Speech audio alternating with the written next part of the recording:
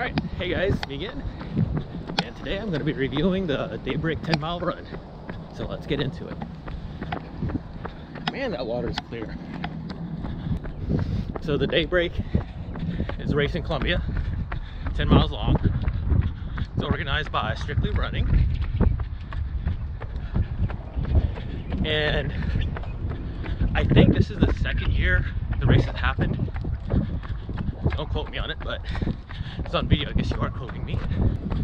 It takes place not quite in the downtown area, but down in the Shandon neighborhood, just east of 5 Points. And you head out. You do a big loop around Lake Catherine, and you make your way back.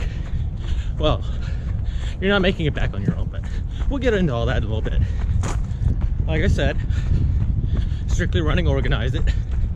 So race pickups happens at Strictly Running.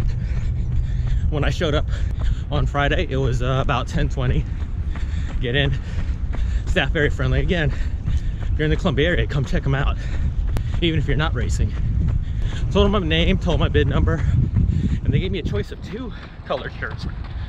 I could have gotten a gray tech shirt or a black one, and not just any tech shirt, but shirts made by Mizuno, you know, the shoe company, the one that I can never pronounce correctly. So that was really nice. I'm actually wearing last year's Daybreak shirt because my youngest decided to wear this year's Daybreak shirt for pajamas, and then went threw them in the dirty laundry. So it is laundry day too. So really hoping to have it out here for this. Okay, let's see if I can find the perimeter trail. It's been a while since I've been on it. I was really thrilled to see we were getting a Mizuno shirt, and the fact that I could pick between 2 different colors was great, especially since, as you can see, I'm already wearing a black t-shirt. I don't have enough gray t-shirts. I think I only own a total of 2, and one of them is from the Myrtle Beach mini marathon, and for some reason that one is shrinking. So I definitely need a new color. I think I'm running the disc golf course. If you didn't know, Strictly Running is one of our local running shoe companies here. As I've said in other running review videos, about 80% of the races that happen in Colombia, probably gonna throw it, about 80% of the races that happen in Colombia go through Strictly Running. Packet pickup was not an issue at all. You could park in the back, plenty of parking on Divine Street to get there. If you couldn't get into the area on Friday, you just had to show up at 6 a.m. on Saturday to get your packet, because the races started at 7. It's been over a year since I've been out here, so I'm a little rusty on where the trail is. Yeah, at 7 o'clock was the 1 mile race, and I saw quite a few fast people out there. There weren't many. I think everybody else was ready just to do the 10-mile run. But at 7:15 is when we took off for the 10-mile race. And for those who weren't doing either one of those 2, the 5K was happening at 7:45. Definitely a reason to call this the Daybreak. The first 3 miles were relatively flat. I mean, really flat. We start on the Vine heading east, make a right on one of the streets, go down, make a little loop, come back up. But instead of going back to Divine, we hook a right on Blossom Road. Check out all these nice pretty houses in the Shandon neighborhood, and we just keep going until we have to cross the main street, and the police and volunteers were there to help stop traffic. That was really, really nice. At the 3.5 mile mark, we hit a downhill, and it was not exactly a steep downhill, but you could feel gravity help push you or pull you down. And the whole time I was thinking, this downhill is gonna suck when we do it in reverse. I don't remember where the uphills are, but oh, I hope it's broken up. And yes, the uphill is long and it is broken up, so it's not just one big steep uphill. And I'm gonna turn around. I'm up in the tennis court area. We'll run behind the tennis courts, make our way back to the dam or the pond or whatever. Around the 4 mile markers when we start hitting the uphill, and you can see it. It was a little steep, but it was short. And then we go for a little bit more flat ground. We get another uphill. It's just a continuation of that one big overall uphill. But like I said, it would go up, flatten, go up, go flatten, and repeat itself. We made it around Lake Catherine okay. If nobody knew, or for those in the local area, Lake Catherine was one of the lakes that received some of the flooding and created some flood damage in the neighborhoods about 3 years ago. You really can't see that now. There's a couple houses that are still up, foreclosures or for sale, whatnot. But for the most part, it looks like it's back to life as usual there. And we'd continue on, going around Lake Catherine, back to heading west, back to the start point, but through roads that would connect us on the north side. The first couple of miles, I looked like I was booking according to Strava, and I'm going to attribute that to I had the wrong playlist going. Instead of putting on my half marathon playlist where I would go slower, I had my Cooper River Bridge Run playlist loaded up. And as you guys know, the Bridge Run is a 10K race, not a 10-mile race. With a 10K and with 5Ks, I like to pick up the beat a little bit, so the music's a little faster. However, at mile 7, if you look at my Strava, you will see I pretty much stopped. And that's because I was sweating so much. When I tried to fix the playlist and put on the right one, or any playlist, I had to pull my music player out of my right shoulder and wipe all the sweat off. That mile looks about 1.5 minutes, 2 minutes slower than it should have been. And then the mile after that, it's what happens when you train for a 10K and you forget you have a 10-miler the next day or next week.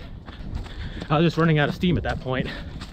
We had over 300 runners participate in the 10-mile run. The race organizer said we had a 2-hour, 30-minute time limit, which comes out to about a 15-minute mile. You should be able to walk the entire course if you do it at that pace.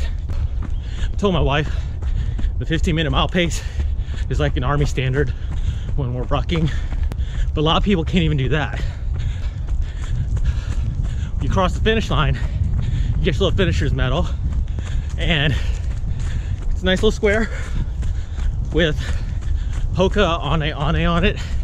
There's something about it that just feels really special to me. I'm not sure what it is. My wife's more of the Hoka fan than I am, but that medal has a lot of meaning for me. Maybe it's because I keep pushing myself on these 10-mile runs. I had so many mishaps, like my music and my GoPro. This is the second year in a row where I've tried to record the race. Had everything ready the night before, and then we get out there, I try to capture the crowd, and the battery says 0%. So I got to figure out what's going on there. So my wife's like, this is why you're supposed to have a spare battery. And I'm like, I did have a spare battery, but the spare battery was for the pirate scavenger hunt later that afternoon. Yes, did a 10-mile run in the morning, and then we went on a 3-hour scavenger hunt across downtown Columbia. Thank you, escape room. That was really fun. Looking forward to doing it again. Unfortunately, I forgot to bring the GoPro on that one, so yeah. Big thing to add, they had enough water stations out there. There were 4 of them, like spaced out almost every 2 miles. That was really good. And some of the water stations, it could have been all of them. This is not a part of the, somebody knocked down that trail or knocked down that fence. I'm not crossing any knocked down fences. That's not a part of the park. But the water stations, I did walk at a couple so I could drink the water and throw the cups into the bags. But the ones that I was able to look at, besides water, they also had Gatorade as well. And for a race like that, yeah, I'll take some Gatorade too. The only thing the water stations really needed was to have a trash can box, like 50 to 100 feet past where the volunteers were, because I think that would have helped. Hey geese. Photobomb. Strictly Running did a great job organizing the event. I believe this is one of their babies. Thank you, Jordan. This was really fun. But we didn't have as many people from Team RWB come out as we originally thought we would. But that's because the Quarry Crusher was happening the same day. And I love the Quarry Crusher, but I paid for the Daybreak first. And here's a tip for everyone for the Daybreak. Keep an eye out for emails for Strictly Running's Facebook page, whatever you got to do. Because when the Daybreak is first announced, the price can be as low as $10. Think about that. That's $1 a mile. And then you get on a shirt on there too. So it's definitely worth doing. I wanted to do this review yesterday, but we're house hunting. And the weather was actually better than I couldn't come out this morning because it was 30 degrees. And I'm like, I don't care what those people at the Boston Marathon did. I'm not going out in this weather.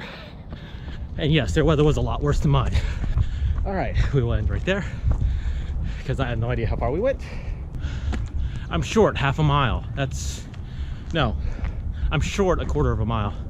So I must have skipped something. If you're in the local area and you want a challenge, go ahead and do the Daybreak. Because we have a lot of 5Ks and 10Ks, but it's not often that you see something like a 10-miler come along. And I believe Columbia is building up its half marathon and marathon capabilities. So come on out and enjoy the race with us. Waiting to step on a snake. All right, so if you like these videos, go ahead, let me know down below. If you ran this race, go ahead, comment in the comments down below. Let me know what you thought of it. And if you like what I do, go ahead, share and subscribe. Until next time, bye.